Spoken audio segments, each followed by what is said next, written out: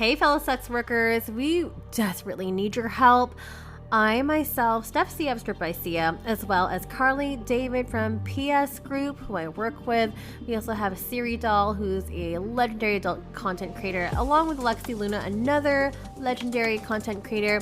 We are forming a panel to present at the Mainstream Conference South by Southwest in Austin, Texas next year. And voting is open right now, and we would really love your vote. Just because it accounts for 30% of the final decision. So we are doing a presentation on sex worker marketing, which is super important. This is a really big mainstream conference. We really want to bring sex worker stories to the forefront. So if you have a minute, please take time to register and vote at panelpicker, panelpicker.sxsw.com. Voting ends on August 20th.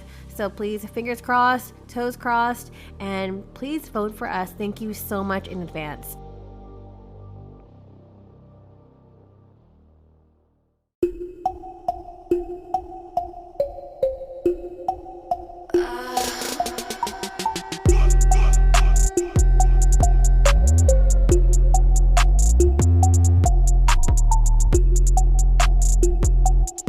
Everyone, welcome back to another episode of Strip by Sia, your podcast for strippers, sex workers, and all the fancy naked people in between.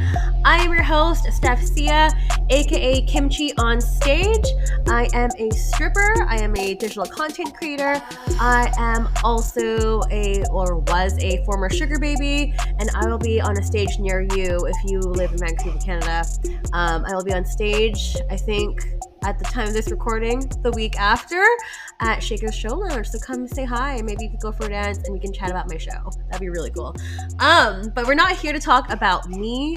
And I apologize again. I'm still a little bit sick. My nose is very congested. No, it is not COVID. I'm just that's the first thing that people think. It's like, oh my God, did you get a COVID test? I'm fine. Oh yeah. Yes.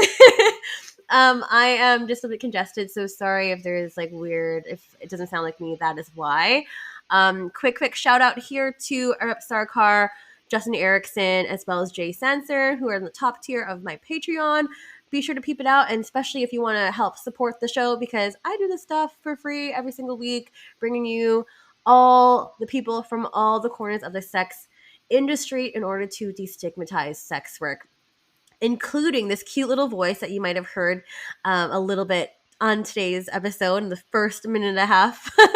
We had this cute, adorable laugh, and I had no idea that she sounded so cute like this. I'm just smiling so much. You can't see me, but if you are on Patreon, you will be able to see the video. But I would like to introduce everyone to Leana Lovings, who is hello, cutie.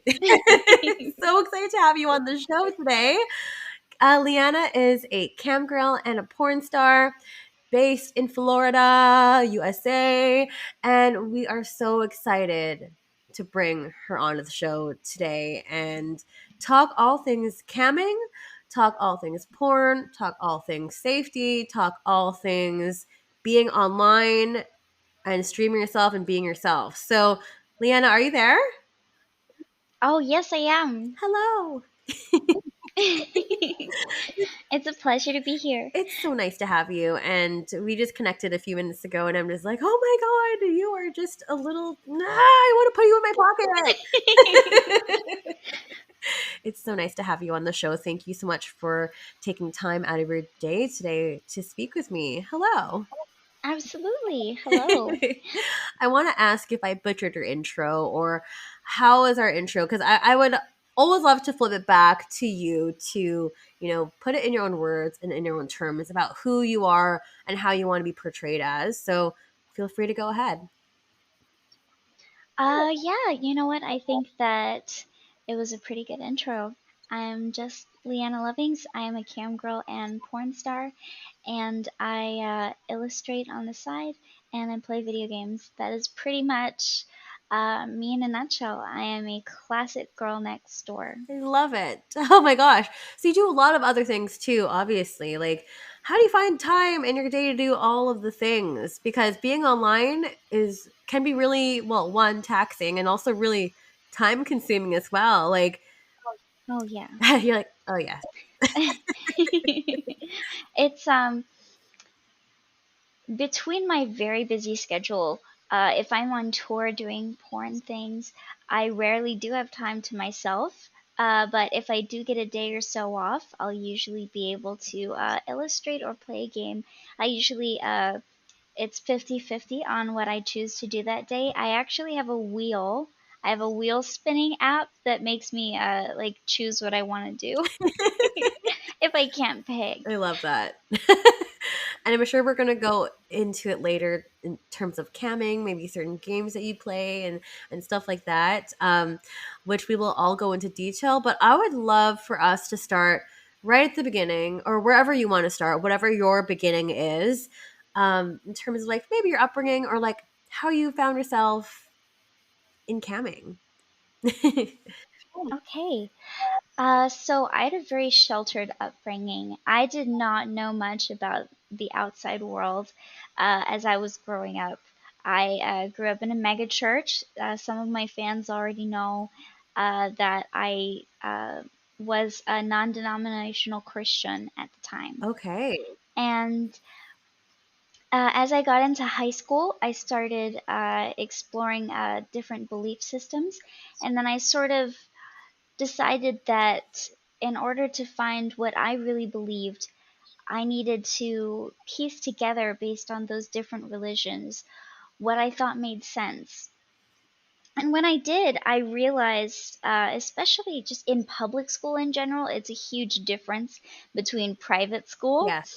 And it really helped me sort of question what I had been raised up in. And then in college, I decided that I wanted to explore myself more. I'd been raised sort of in this image that masturbation was bad. I had not even like really tried to masturbate because when I did, I would feel really guilty about it and then I'd stop. Yes. Oh my God. I would just think like, "Oh no, God's watching me," and then I would just stop. Oh my gosh.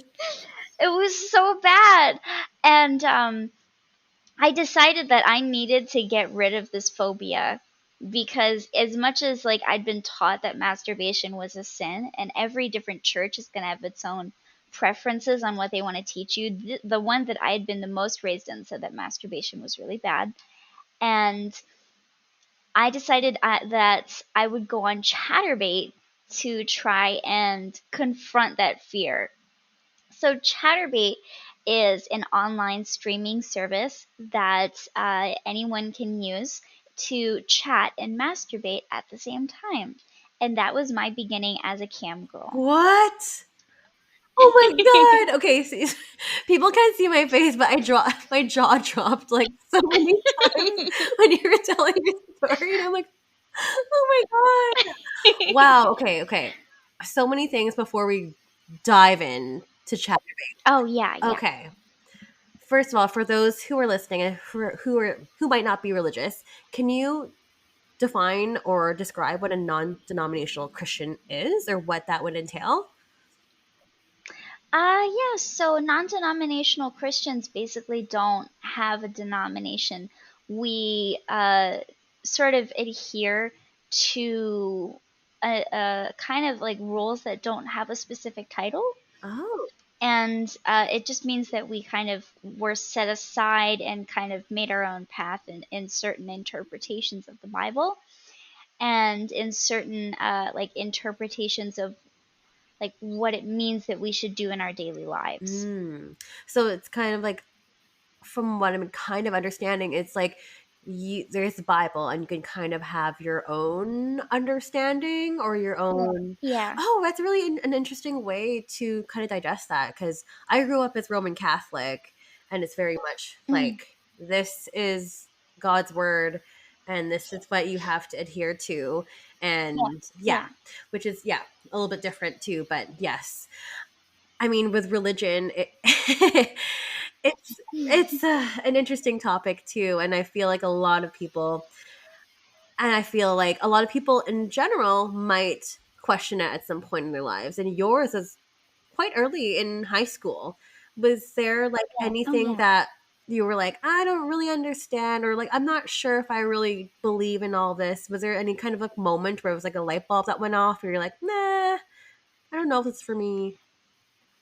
To be honest, it started out as a very slow churning because I had been raised in it for years. So I thought that it was normal. The thing that actually made my faith waver was how people in the church community acted around each other, because everyone was so hypocritical. You had all of these adults telling you, oh, this is what the Bible says, this is what we need to do in order to follow it.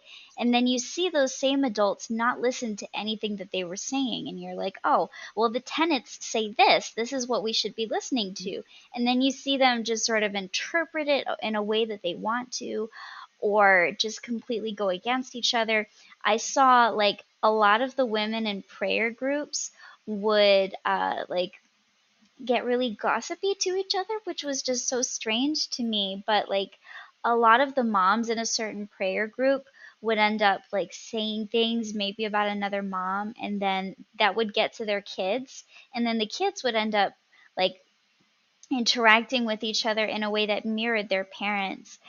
And when I saw all of that, I realized that it didn't line up with my particular faith. I felt like, well, if I'm following, all of these rules, why aren't the other people that are practicing Christianity following them too?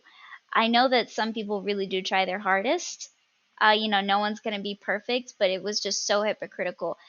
I mean, when I was 9, we moved out into the country and we couldn't go to the megachurch, so we had to go to a variety of other churches to try and find what we considered the right fit. And in that time, we saw so many different churches that did awful things. Like there was a sign. I remember my mom was driving me to school and I looked out the window and there was actually a church with a sign that said, God can't be everywhere, so he created mothers. What? And that was a Mother's Day sign. And I was like, the Bible actually says that we consider God to be everywhere. Yeah. I'm like, how are they going to put that sign up? And we had another church that actually decided to do a cash for gold system. And I was just What? like, oh my gosh, have we learned nothing? Yeah. It was absolutely insane to me. And those types of events were extremely formative in my change. Yeah. I don't blame you at all. And I hear you. There just doesn't seem to be consistency when it comes to religion sometimes. Or, Yeah, as you mentioned, and how I kind of strayed away from the church too, was I also viewed it as being hypocritical. Like, they say, treat everyone the same and you treat everyone as your equal, blah, blah, blah.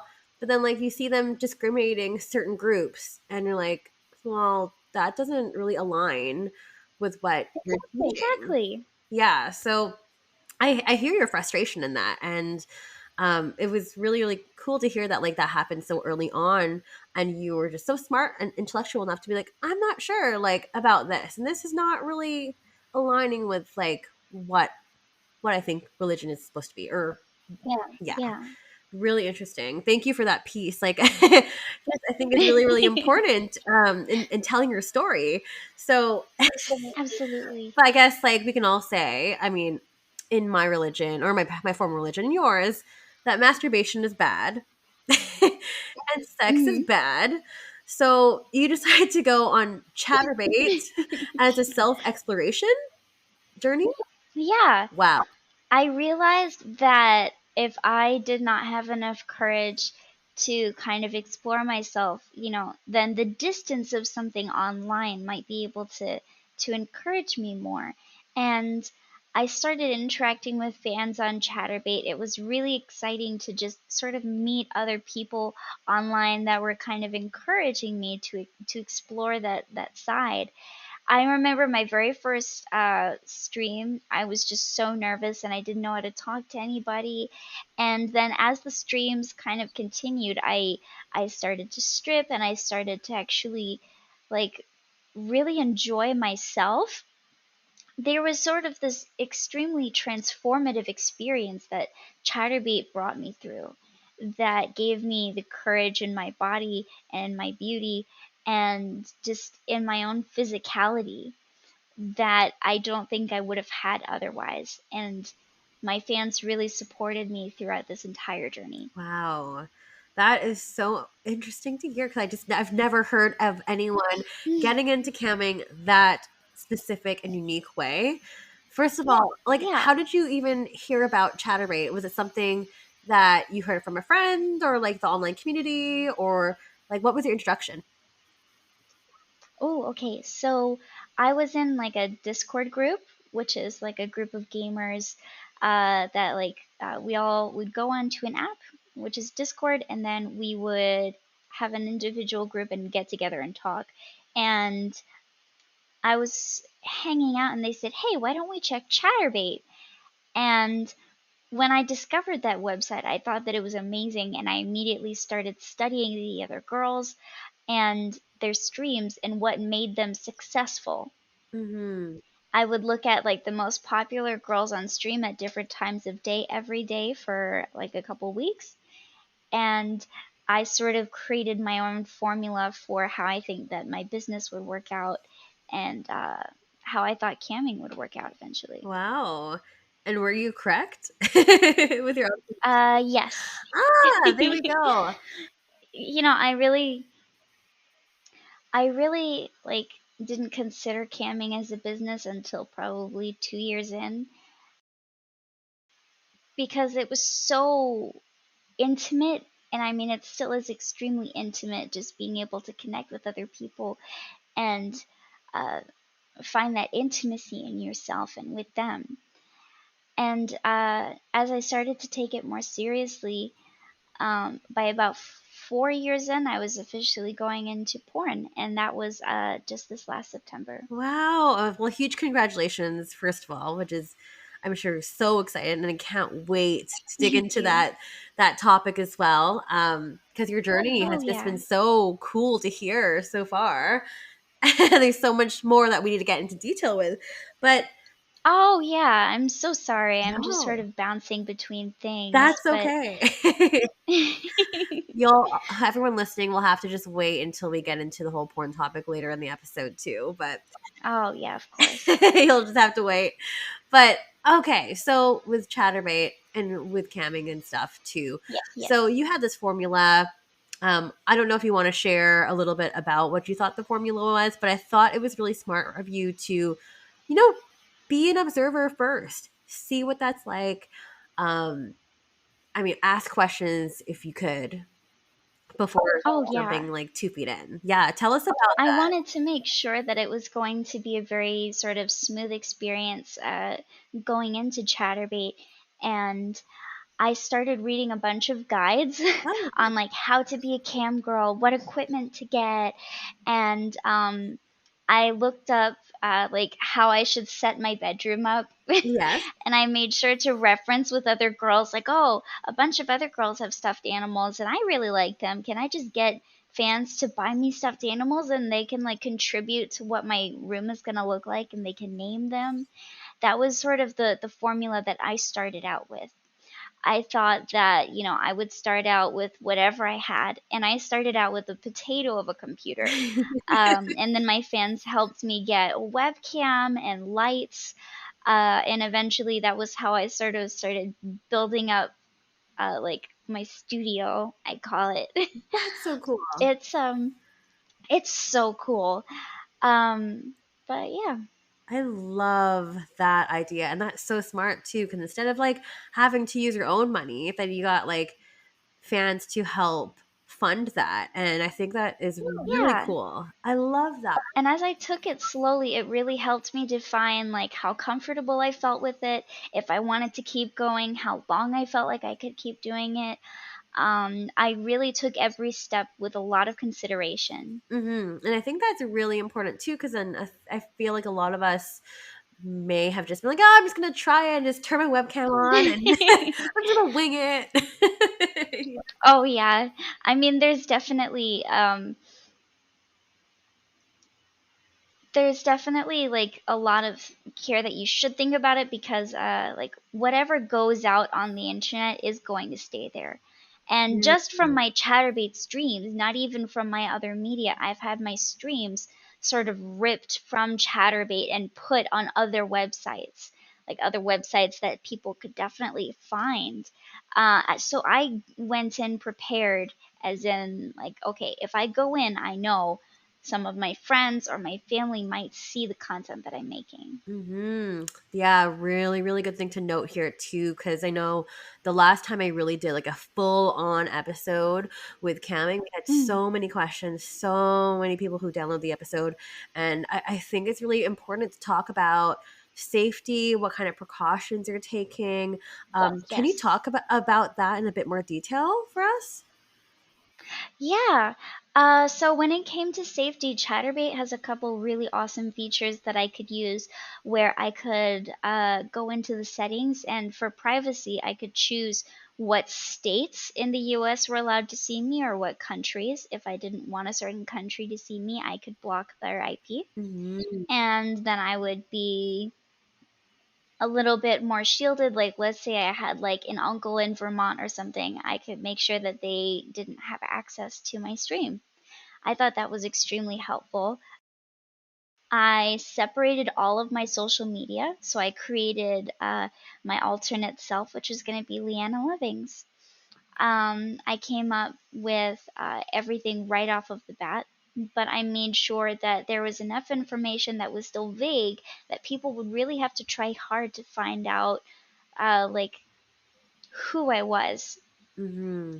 And the other thing that's actually extremely important that I found out when I started getting toys for Chaturbate is that you really have to be careful with the kind of things that you buy. Yes. Um, so, legally, toys like dildos, other sex toys, are actually classified as novelty toys, and they are not under any kind of purview by the FDA, any kind of like analysis in terms of safety for what we put in our bodies. And if you tried to sue them for, say, chemical burns that you can actually get from a toxic dildo, that's what they're called. What? They're not legally liable because you used a novelty toy inside of you. I did not know So, that. yeah, it's super risky. Dildo use is something that you should be really careful of. Always make sure, this is going to sound super weird, but you want to check how your dildo smells when you buy it.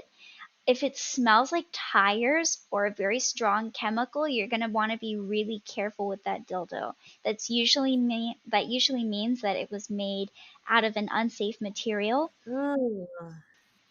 Also, even if you have like 100% medical grade silicone toys, that is actually what I recommend to be the safest, Mhm. because there's no risk. You still have to put your toys, like, I have friends that boil their toys to sanitize them properly, and that is a really good method for it. There are things like toys that have PVC, Mhm. that have parabens, toys with silicone that is not medical grade. All of those things can contribute to a toxic dildo. And so it's very important to make sure that you know what your toys are made of. Wow. Like, I feel like you could probably do an entire episode on this. Like, Oh yeah, I mean, there's so much risk that people take when using a toy, and it sounds so funny. I mean, I absolutely encourage toy usage because it's extremely safe. It prevents STDs, but at the same time, not enough people know that you need to get a good quality toy. mhm. I definitely like would recommend using a toy over like other objects that you have at home. So, if there's like a kind of debate on what you should be using, at least like use something that is kind of a toy. But just make sure that it's safe. Yeah, absolutely. Thank you for the PSA because, like, again, we can't talk And about this this. is something that I had no idea about before I got into camming. I really I had a bad experience where I bought a toy and it smelled like tires, and I was just kind of like gagging when I used it. Oh, And I just thought, well, why is that? This is just bad. I threw it out, and I got down this huge rabbit hole about how toys are like unprotected, and it was so strange. yeah, no kidding. Like, I just feel like, okay, it's something you put in your body. Yes, there is a risk involved, but I never thought about, like, Mhm. even stuff like that with smell, the type of material and stuff like that too. And you're mentioning off air too about not putting two dildos together, and why is that? Or certain Oh yeah, so dildos. because of the certain properties that certain dildos have, if it's not 100% medical grade silicone, then they can actually melt together if you keep your dildos together. And that specifically hasn't happened to me, but I have had a case where a dildo of mine melted in a drawer. It got stuck like into the drawer. Oh my god. And I was so it was traumatizing. I can't even imagine I what it still looks can't like. believe it. I can't believe that. Like, you're giving me this Yeah. visual, and I'm like, what? Did you have to get a new dresser? No, I just kind of like scraped it off. That sounds awful. All I can like imagine is like like pink or purple, like goop or something. Like, I don't know. Oh my gosh. No, Oh well, my god. it just kind of stuck to it. I don't know. It's like you know what? It's like putty. If you leave putty in a certain place for too long, you know how it kind of just like sticks. Yes. It's like It's like that. It's like dildo putty. I love how you found yourself in this situation. It's so freaking weird and unique. What? Oh Yeah. my god. Well, our lives as sex workers, never a dull moment. Never a dull Yeah, there's definitely never a dull moment. moment. Can you, Leanna, can you speak a little bit about like I don't know if you want to comment on maybe the importance of like certain equipment in terms of like lighting, camera. Do you need to have a mic, like Oh, yeah. stuff like that? So I know that I definitely started touching on that, and I Yeah. really am excited that you asked because I'd love to elaborate on how lighting is extremely important. Even if you have a bad camera, if you have good lighting, it's going to immediately accentuate the quality of what's there. Mhm. It's going to make everything extremely visible. It's going to give your fans more of like an idea of what your room looks like, more of what you look like, and they're going to love that. I use a 3-point lighting system. So I have a light on the front, usually around like to the side of my camera or almost just behind, and I have it reflecting off of a wall so it bounces off. Then I have another light to the side that I usually use. I use LED panel lights, but you can get casual umbrella lights on Amazon for about 60 bucks. And then I have a third light, which is an accent light. I usually use like a floodlight that bounces off of the wall with like a really nice bright color to give my room like a little bit of pop. Ah. There's actually a rule where if you put your bed a little bit too flush to the wall when you're camming, then it might lack depth. So it's actually recommended when you're camming that you have a little bit of space between the wall and the bed itself to add that greater depth of field to your room. And then I started out on Chaturbate with a Logitech C920. That was what my fans first bought me. And I think that that camera still stands as being really sufficient for streams. Even when I travel, I at least have a Logitech Brio with me, which is a really fantastic webcam. If I'm not using that, right now I'm using my professional gear, which is an Elgato Cam Link, which is a device that connects a DSLR camera, and then you have a micro USB to like an HDMI Oh, cable. wow. Yeah, and you use that to connect it to the Cam Link, and that's what enables me to stream in such good quality. I also have a headset, a Logitech headset, that I use for capturing much closer audio. Mm-hmm. I really like having a very well defined voice because I feel like, at least that with my voice, it's one of the better qualities that I like accentuating. So for me, that's what's important. But if you're new to camming and you're trying to figure out what you want to do with your stream, definitely set everything up to accentuate the qualities of your brand or the image that you want to show to other people. Mm-hmm. Yeah, no, that's so important. And I feel like maybe a lot of us starting out with camming just are not aware, or maybe just like, well, I just kind of Mm. got to get started somewhere and stuff, but it makes a huge difference. Huge Oh, yeah. difference, right? Even with like a $20 headset when I first started camming, that was good enough. Then my fans were able to hear me more clearly, and I admit it's going to be a turn on for them to really hear you better than to maybe hear the fan of your laptop if you're on a laptop, or like all of the background noise everywhere else. Mm-hmm. A headset's going to cancel the sound around you, and it's going to make it a much more intimate experience. Much more crisp. And Oh, yeah. I do you do like ASMR content? You know what? I get a lot of requests that I should make Yeah. ASMR content, and I think about it a lot. I'm experimenting with it. I want to make sure that I go into it with like skill. Yeah. Well, it seems, I mean, like, well, first of all, I was like, I feel like you should. Like, I don't know. I like get that feeling from you. I get a lot of that, and other people say that I should be a voice actor. Yes, Like, if I'm not already a voice actor, I should try that. definitely. Well, you have such a great voice, and it's like, it's Thank so you. cute. I already said it earlier. It's super cute.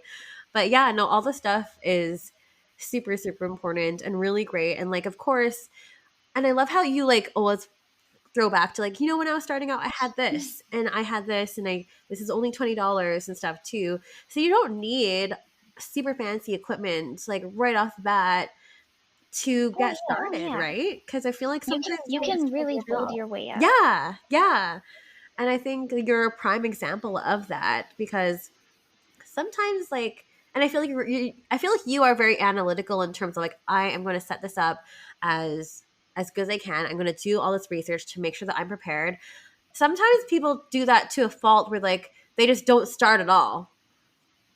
Like Mm. they just like, oh well, it has to be this and it has to be perfect, and then they just end up never actually taking the plunge. Oh, Yeah. yeah. Do you ever find that with, I mean, that didn't happen to yourself because you were able to kind of build your foundation as you went, but When I've had friends that asked for advice and started camming, I noticed that they all hesitated with certain things where they thought, like, oh, it has to be this way or it has to be that way. I've definitely heard it from other people where they take their time, maybe a little bit too long, thinking about it. At some point, no matter how much consideration you're going to put in it, you need to just eventually just start. mhm, Because if you don't just give yourself a shot with whatever equipment that you have, you're never really going to get it going. yeah. It's like New Year's resolutions. It's something that you kind of have to commit to, and then sometimes we might put it off for a little bit, but once you just get going, it's just about getting your feet on the ground, and Definitely. you figure everything else out from there. 100%. I love that. And it's so positive too, the way you describe that. Just get started. Everyone just get started, do what you can. And Yeah. like speaking of getting started, you got started in porn just a couple of years Yeah. ago. Oh my god. Okay, what? So how did this happen? Because you said you were 4 years into camming when you jumped Yes. into porn. How did this all like? How did this all happen? So after 4 years of camming, I got talent scouted, and from there, I got contacted by an agent. And it actually took me a year from meeting that agent to actually contact him again and say, okay, I'm ready. I took an entire year thinking about it. So I got proposed uh, 3 years into camming, and then on my fourth year, I decided, okay, this is definitely what I want to do, and I'm ready, and I feel like my body is prepared for it. There we go. Okay. Okay. So what I always hear this too when people get scouted to get into porn. This is a lot of people I know that, that have gotten scouted to get into porn. Like, how did they find you? Did they attend one of your streams? They had seen your work before? A little birdie told them, or like how? What happened? So there are two potentialities. One was that I was found by an agent off of Twitter, and the other was that I had gone to the AVNs in 2020, like right before all the COVID stuff went down. And when I was at the AVNs, I was present looking for agents in between streaming and interacting with my fans. And so it was definitely between those two things that I actually got into porn. I definitely recommend, if you're curious about it, uh, when the conventions are around, go to the conventions and meet with the agent personally. Mm-hmm. And that was how everything sort of came together. Wow. Wow. Okay. So yeah, this is the direction that you were thinking. I'm like, okay, I'm gonna consider this. Like, rewind to back when you were first proposed, and it took you a year to kind of Mhm. get back to the agent. What was going through your head, and like what was holding you back? Is it because you didn't have enough information? You thought maybe, I don't know if this is a scam, if this person's for real or not, or like what was going through your mind during that time? Okay. So when it first happened, I thought, wow, I mean, I've always wanted to go into porn. I've always wanted to be a porn star, but Um, I was kind of scared of having sex with guys Mm. because I had not really lost my virginity, No. and it was kind of a big deal for me to realize what I wanted to do. And then my first two like shoots when it came to porn, I had still only had sex with like two guys Oh. when I actually had decided that I was ready.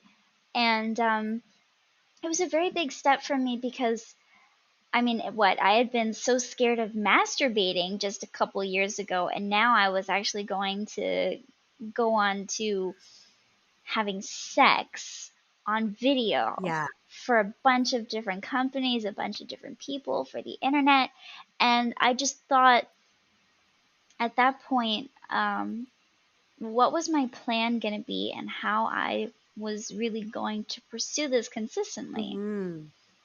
Yeah. Okay. So lots of questions. It sounds like you're really, really taking this seriously too, and also, Oh, yeah. yeah, I can really tell. And like, it's I can't even imagine how nervous you might have been, or how scared, or what kind of emotions you were feeling, especially because you hadn't slept with that many people, and just like jumping the gun. Yeah, I really went head first into it. Um, I really thought like that I was just gonna go head first and think that it was gonna be terrible, but I was so excited too. I felt like being in front of a camera would make me feel dramatically safer, and it did. I No. felt extremely safe having a crew there along with the male performer. The male performer for my first time was extremely reassuring and wonderful, and that is what it turned out to be. It was not like scary in the way that I really expected it to be, and that I guess is what made it particularly wonderful. Ah, that sounds amazing. I'm so glad to hear that, because yeah, that's a huge step, and I don't even know, like I can't comprehend like if I've only talked to a couple people, Yeah, I'm like, oh my god. I mean, yeah, going from no sex at all to suddenly lots of sex is a really big shift. My body, I think, was unprepared for all of the sex that I was going to have, but it turned out good. There's kind of like an adjustment period of 3 months for your body to be like, okay, I'm used to this. I actually got so sick. I got like strep throat. Oh my god. I was like out of commission for a couple days because I was like, oh fuck, oh, excuse me. I got strep throat.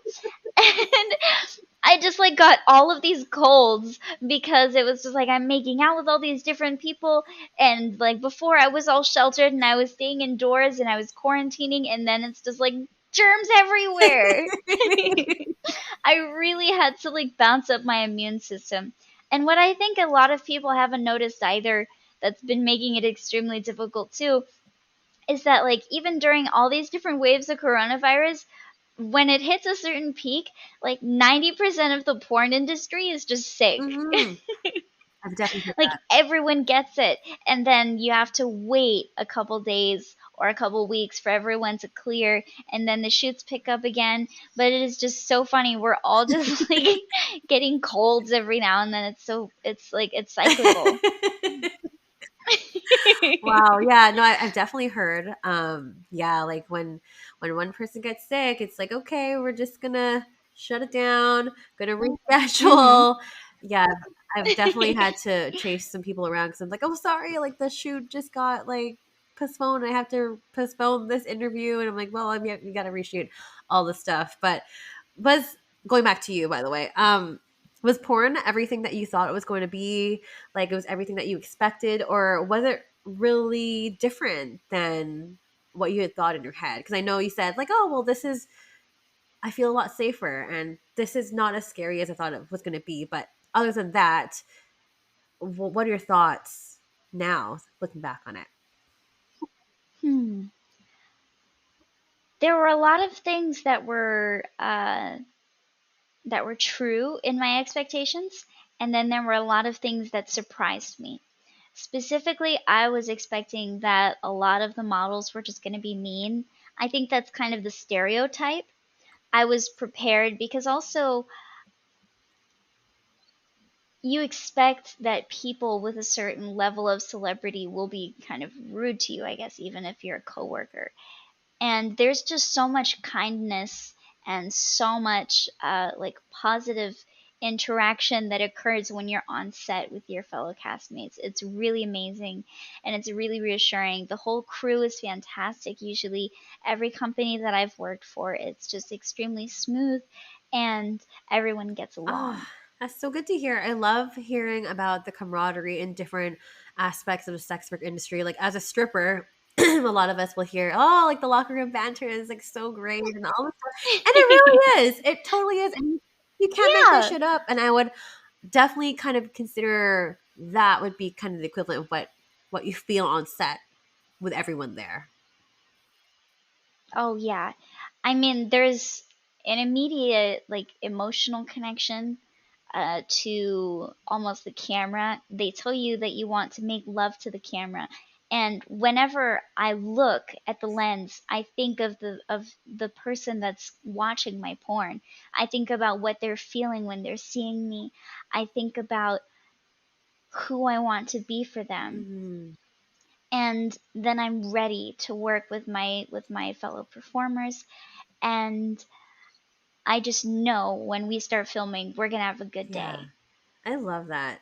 That sounds so great. Just, I love the way that you speak about everything. Like I don't know how to describe it, but it's not just positive. It's really real. Um, I don't know what I don't know what I'm trying to like say here, but it sounds you're having a great time. Is what I'm trying. Yeah, I'm having a really great time. It's a lot better than I expected. That's the part that also surprised me. I mean, I thought that it was going to be a harder line of adjustment going from camming to professional porn, because I had started making my own content, but I felt like, oh, it's going to be so much more stricter. It's going to be rigid and it's going to be scary. And it really wasn't. I found that camming had prepared me for the industry in a way that I really had not planned for. I was able to come up with a lot of improv in terms of filming that I would not have been able to do had I not made my own content beforehand. Yeah, that's so true. It was a good, like, maybe it's a good primer, I guess, for porn, because yeah, you, especially when camping, you really got to think on the fly. You got to, well, when I briefly did camming, many years ago, it was 2 years ago, the beginning of the pandemic, I tried it out and I was like, this is not for me. But you have to really think on your feet, and sometimes when you're just sitting around waiting for people to come into the room, and when they do come in the room, I'm like, okay, I gotta keep people entertained. I gotta stay true to myself. Mhm. You know, maybe gotta think of some new games and stuff. And how am I gonna interact with fans? How they're gonna interact with me? Like, do you miss that at all with porn? Because I'm sure there's so many similarities with porn and camming, but there's also things that are Yes. so different. The thing that I really miss about porn is the exclusive connection that I have to my fans when I'm camming. And thankfully, I've now moved to location within like a spot where I can just go do porn and cam now that I'm coming back to like a more regular cam schedule. I'm really excited about Yay. that. I just felt like there was kind of a void in what I wanted to do versus where I am, because I thrive off of being able to communicate to the people that got me where I am. I thrive off of knowing what their day is going to be like. I love being able to talk to them and just kind of be there for them in moments where they want or need me. Ah, I love that. It's so down to earth. I love that because I think, like, sometimes people think that it's all an act and it's just for money, and like, yes, yeah, money's definitely part of it, but like being on live and connecting with your fans that you get to know after all of these years, you really create a relationship. It's the most important part for me because they helped me through so much. And I respect the amount that they've been there with me the last 4 years. I mean, it's been crazy, and I definitely never expected that I would be where I am right now. Oh, kudos to everyone who's listening in here from Leanna's fans. Leanna's following. I think that's super great, and like, you're so humbling as well. Like, you really acknowledge and recognize like where you came from, where you're going, and it's really nice to see that you're kind of like giving back to your fans in that kind of way too, and like going back to regular schedule and all Yeah. that stuff. So I think that's so great to hear. Because I know your schedule is insanely busy with porn, and also, oh, hello, let there be light. Sorry, yeah. I only just realized it was starting to get really dark, so I made sure to adjust real That's quick. okay. See, we were just talking about this, the difference that lighting makes. Yeah. It's so good. Um, between juggling everything with your busy schedule, I wanted to ask you before we jump into questions and stuff too, but how do you Yeah. decompress and how do you just like disconnect? Because you're always connected, it sounds like. Yeah, Oh, whether yeah. you're playing video games or whether you're camming, whether you're on set, you're kind of always in this mindset. Like, when do you ever get a day off and what do you do to chill? To be completely honest, um, the gift of having a day off is very seldom. But if I have an afternoon off or a couple hours off, what I do is I heat up a nice warm bath, and sometimes I just like it piping hot, and I put in like half a bag of Epsom salts. So good. So And it helps me with my muscles. I just feel so nourished. It feels amazing. And then I read a book or I listen to music, and then I just sort of get in that zone where I can just melt in the water. And by the time I've come out, I have like a nice fluffy robe, and then I might play some video games. That is how I sort of connect. Or my favorite thing to do is actually watch a horror movie and play video what? games. I love having scary movies on. It's just like this kind of thrill that puts me in a mood. I'll like wrap myself up in a blanket and get some popcorn and I'll just have like Scream or like Halloween on. It's perfect. It does sound like a fun Friday night in, if you ever have a Friday night in. But what games are you Yeah. playing right now? If you even have any time to play games. Lately I've been playing Genshin Impact. It's really fun. It's kind of like a gacha game system, which is like you put money into like the chance to get a Oh, character, which sounds really silly, but if you do get that character, then you can build on them, and it's really cool. It's like Breath of the okay. Wild, but Japanese MMO style Mm, almost. It's really cool. cool. And what else? I've also been playing Remnant on the PS5. Okay. Um, Lots of scary Yeah. games. You know, it's definitely like a favorite of mine. I also play Destiny 2. Yes. It's just there's so many games that I kind of just don't stop playing, including League of There we go. Legends. Lots of classics there. Lots of Oh yeah. classics for sure. And like with video games, it's such a good way to just transport you in a different world.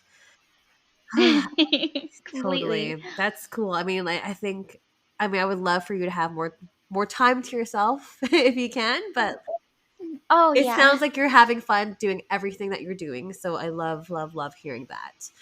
Um, we do have a few questions here as well that has coming from the audience, which is always my favorite part. And I guess it's kind of time to go into that if you don't mind. Oh yes, Let's do please. it.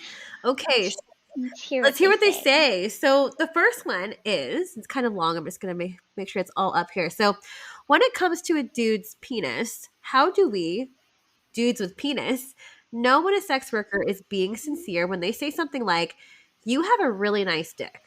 I have not seen many other dudes' peens outside of porn. So I'm honestly not sure what the average or even like how other penises can look like to know if what I'm being told is sincere or just part of their sex work routine. Alrighty, so I think that that's a really great question, but it is so extremely nuanced at the same time, and that's why I think it's cool because every different performer is going to have their own style for dick ratings. Being in sex work, sometimes it's like you're um, a therapist in some ways, and you have to kind of analyze what you think that the fan wants. There are certain fans that will pay for a dick rating because they want to hear good things, or some people that pay for a dick rating because they want to be insulted about their penis. And you have to determine what kind of client they are. Yes. So it's very hard knowing if they really want you to be honest or not. If you say, I want you to be honest, like just give it to me straight, I think that will really motivate the girl to be honest about what she thinks about your dick. Hmm. If she thinks, hey, it's a great dick, then she's probably being really honest if you're telling her to be honest about it, because otherwise I think it would be very easy to be critical. Hmm. Yeah. No, I 100% agree with you. I 100% agree with Leanna. So, as a person that has done dick ratings in the past as well, I think it really just depends on the relationship that you have with that sex worker. Um, Yeah. like, I Yeah. think it's really important because I don't know what kind of rapport you have with, say, Leanna or with me, and we're totally different, Mhm. two different styles with in terms of being a sex worker. So I think it really just depends on what you're wanting out of it, right? So Yes. like if you're wanting the honest if you're wanting the honesty, then I think it's really cool if you express that or you tell them in some way, cuz I always love it when people are really specific about what they want as opposed to me trying to Yeah. figure it out. I love it when they just say it because it makes it so much easier. And then I'm like, yes, I can absolutely do that. I can do everything you want if you'll just tell me. Yeah, seriously. Like I love that. Like and it's not like we're being lazy. It's not that at all. But sometimes, like, there are many other people that are fighting for the attention. And, like, I want to Mm. make sure that I can give everyone the attention that they want. But if you're being vague about things, and that's one kind of, to me, tells me you might be a time waster, or Yeah, yeah, that there's too, that. right? I get so worried that I'm not going to be able to please them the way that they want me to. Because mind reading is definitely a skill, and then I'm just like, well, if I get the thing wrong, is that really what they wanted me to do? Yeah. And if there's any sex workers listening out here too, it's really like, I don't think it's good, a good part of your brand to play a one size fits all for all of your clients. No, Yeah, diversity. yeah, because everyone is different, and you can't just be like, oh well, I can't just copy and paste. You can't just copy and paste a message. That's what I'm Yeah, trying to say. yeah, Like, you need to put in the care, the nurture for each and every one of your clients in order to have like a good, lasting relationship that will last a long time. So, our two yes. cents. Some more questions here. I'd like to hear quite a bit about her current spirituality slash religious beliefs as I share that with her. Okay. So I basically decided that I was going to find what I believed through the different philosophies of other religions, and I was just going to sort of piece together what made sense to me. So as I go throughout my own practice, my main focus right now is like I follow very closely to Taoism and Buddhism, and from there, I primarily love to read like esoteric texts that might be like almost out of commission and very difficult to find. I feel like all of those things, every culture informs us of a different kind of truth. Um,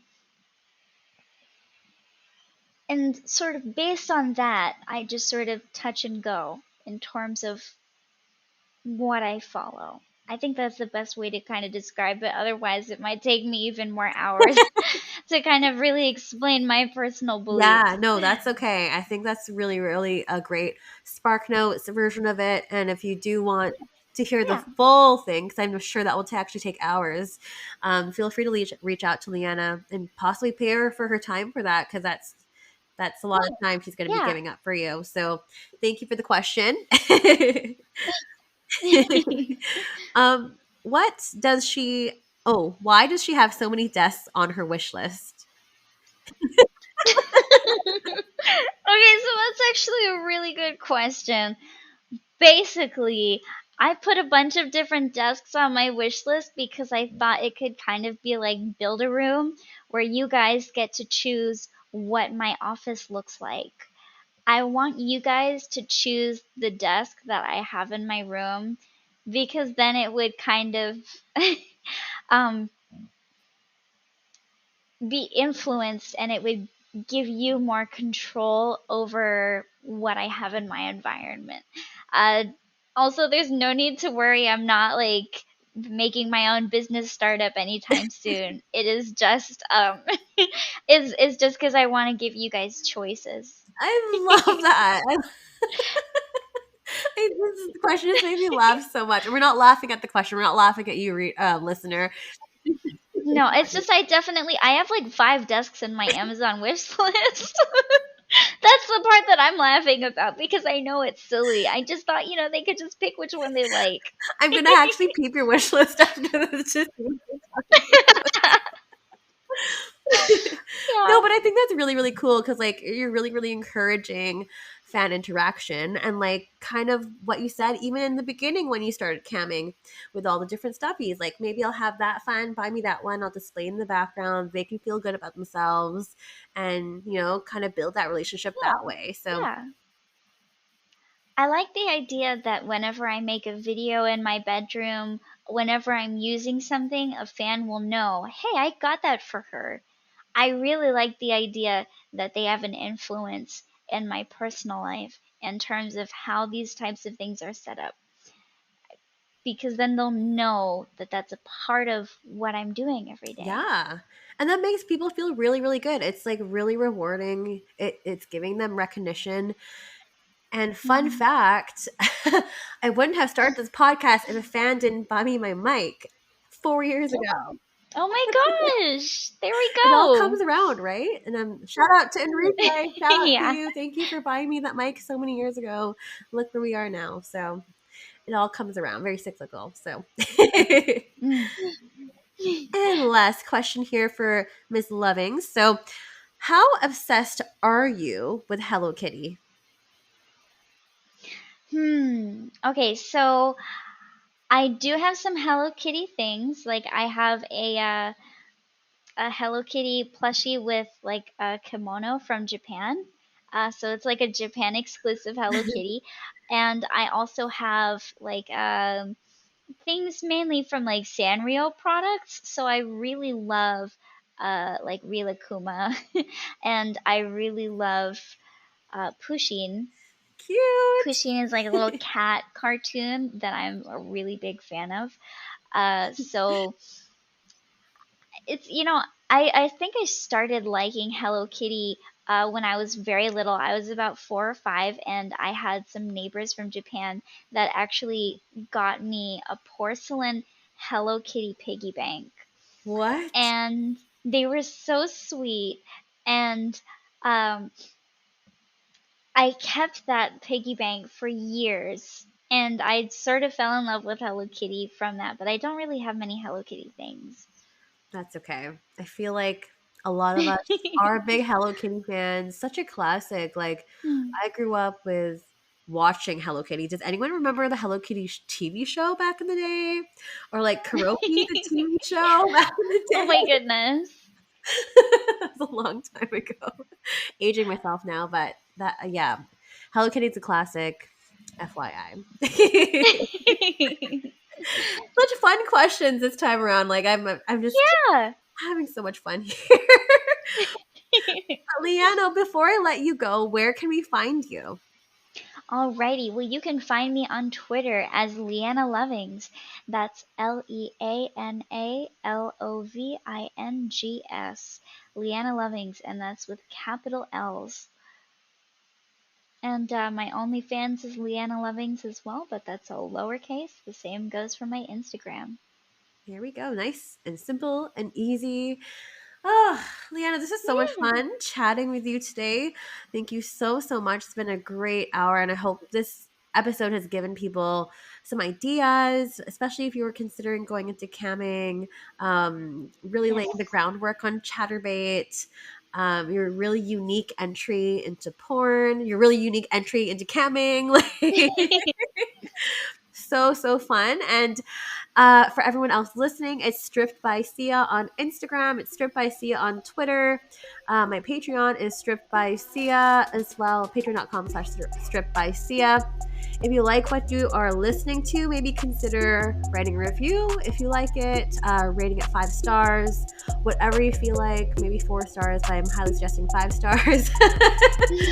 But it's, new episodes every single Sunday, and we'll catch everyone in for another episode next week. Thanks, everyone. Thanks, Leana. Thank you. Bye. Bye.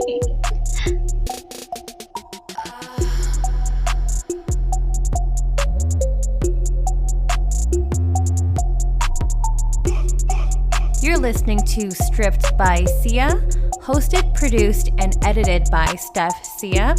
Music by Ted D. Graphic design by Maria Bellandirama, and photography by Ian Dabrin.